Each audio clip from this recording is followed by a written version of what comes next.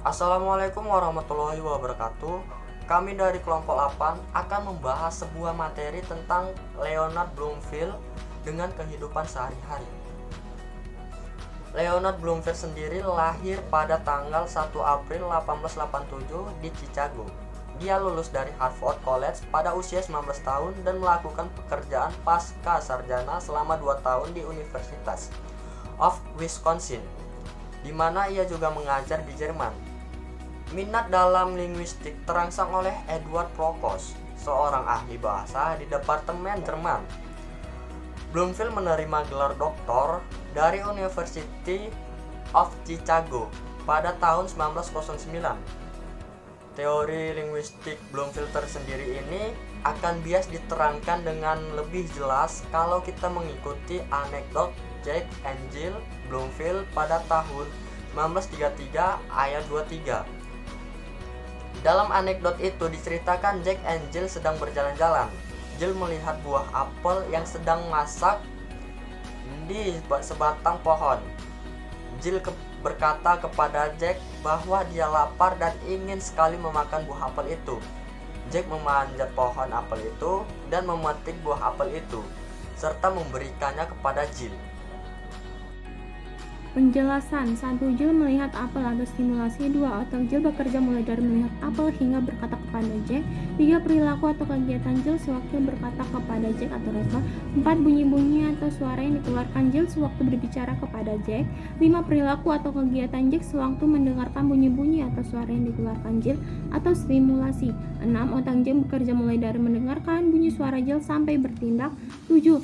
Jack bertindak memanjat pohon, memetik apel, dan memberikan kepada Jill atau respon. Pada nomor 3, 4, dan 5, yaitu lambang R dan S, adalah perilaku berbahasa atau speak out yang dapat diobservasi secara fisiologis, sedangkan yang dapat diamati atau diperiksa secara fisik hanyalah pada nomor 4. Berdasarkan keterangan di atas, maka yang dapat menjadi data linguistik bagi teori Bloomfield adalah perilaku berbahasa atau lambang bahasa, yaitu R dan S, dan hubungannya dengan makna S dan R apabila terjadi di otak Jill mulai dari 1 hingga 2. Dia mengeluarkan bunyi tidaklah penting karena keduanya tidak dapat diamati. Begitu juga dengan proses terjadinya di dalam otak Jack. Setelah dia mendengarkan bunyi-bunyi, itu membuatnya bertindak pada nomor 5 dan 6. Juga tidak penting pada teori Bloomfield ini. Bloomfield pada tahun 1933 halaman 158 menyatakan bahwa bahasa itu terdiri dari sejumlah isyarat atau tanda berupa unsur-unsur vokal atau bunyi yang dinamai bentuk-bentuk linguistik. Nah, setiap bentuk adalah sebuah kesatuan isyarat yang dibentuk oleh fonem-fonem. Nah, misalnya, pukul adalah bentuk ujaran, pemukul adalah bentuk ujaran, P adalah bentuk bukan ujaran. Nah, pukul terdiri dari 4 fonem, yaitu P, U, K, dan L.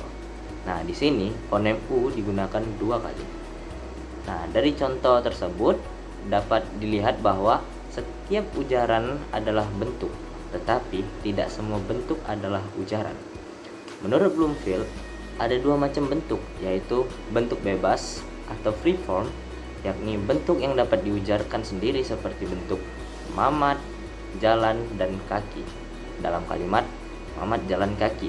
Nah, bentuk yang kedua yaitu bentuk terikat, atau disebut dengan bound form, yakni bentuk linguistik yang tidak dapat diujarkan sendiri seperti bentuk P pada kalimat memukul dan bentuk an seperti pada kata pukulan.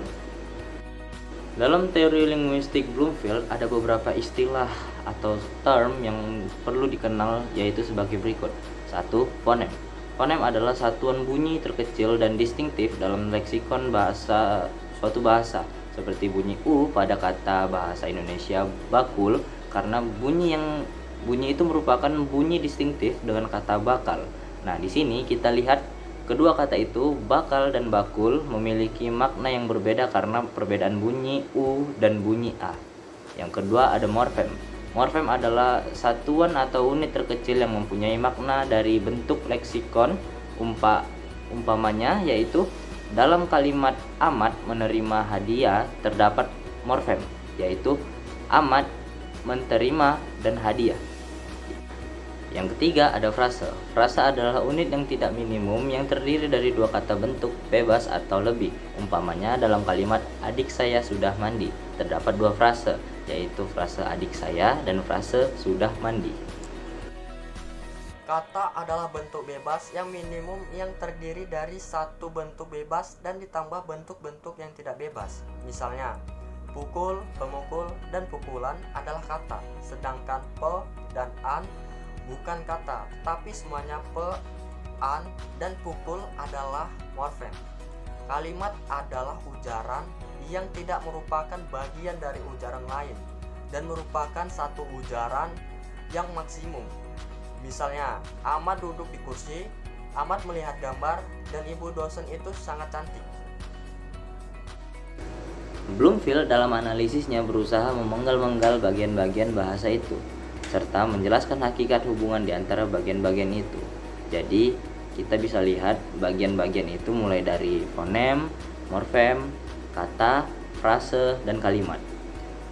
Kemudian beliau juga menerangkan lebih jauh tentang tata bahasa serta memperkenalkan lebih banyak definisi, istilah, atau konsep yang terlalu teknis untuk dijelaskan di sini seperti konsep taksem, semem, takmem, episemem, dan lain-lain. Oleh karena itu, teori Bloomfield ini disebut juga teori linguistik taksonomi karena memotong-motong bahasa secara hierarkial untuk mengkaji bagian-bagiannya atau strukturnya. Bloomfield berpendapat fonologi, morfologi, dan sintaksis merupakan bidang bahasa mandiri atau tidak dapat terhubung.